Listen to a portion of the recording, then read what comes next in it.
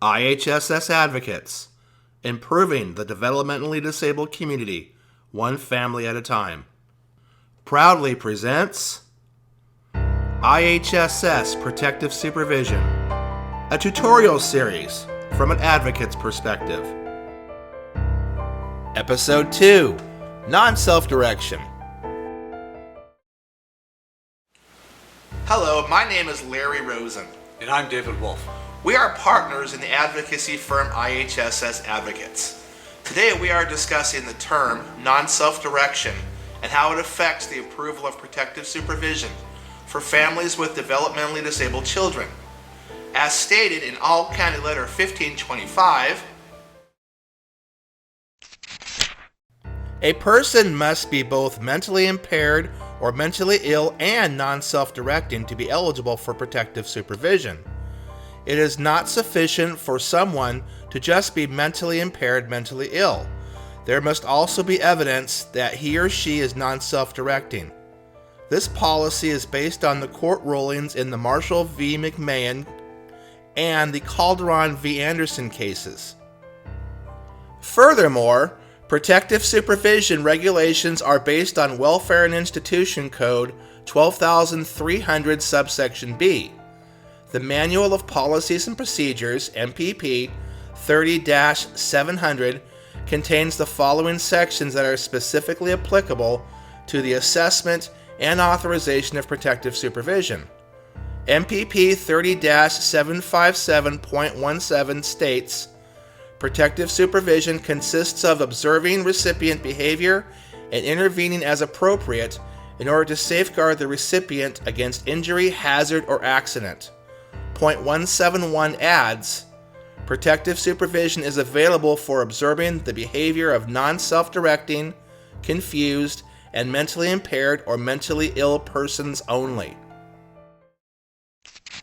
So, what is the definition of non-self-direction? According to IHSS, the definition of non-self-direction can be found in All County Letter 15-25. For the purpose of protective supervision eligibility, non-self-direction is an inability due to a mental impairment, mental illness, for individuals to assess danger and the risk of harm, and therefore, the individuals would most likely engage in potentially dangerous activities that may cause self-harm. It is the opinion of the advocates that non-self-direction is not fully understood by many social workers. The ability to respond to simple questions or commands does not demonstrate the ability to assess danger and the risk of harm. Yet these are the types of observations that social workers commonly rely on when denying protective supervision. Non-self-direction can be best explained using an example featuring a 5-year-old developmentally disabled boy who is severely mentally impaired. The boy is sitting in his driveway in front of his house, playing with a ball. His mother stands nearby. The boy chooses to roll the ball into the street. This action is self-directed. He then chooses to chase the ball. This action is also self-directed. His mother chases him, yelling "stop," but the boy does not respond. Non-self-direction occurs when the boy enters the street and, as a result of his mental impairment, forgets to look for oncoming traffic. Similar types of behaviors can occur unexpectedly on a daily basis with a mentally impaired child.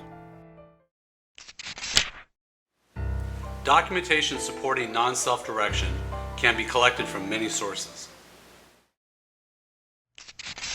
Doctors can fill out IHSS forms, such as the Assessment of Need for Protective Supervision, SOC 821, discussing the mentally impaired child's non-self-direction. Parents can keep a journal of their mentally impaired child's non-self-directing activity. IEP, Regional Center, and therapist reports relating to the mentally impaired child can be reviewed for examples of non-self-directing behavior. If needed, treating clinicians and/or school personnel can provide eyewitness examples of the mentally impaired child's non-self-directing behavior. The determination of non-self-direction based upon a mental impairment is step 1 in a 4-step assessment process in the granting of protective supervision benefits. We will discuss step 2 in our next installment. Look for it in the coming weeks.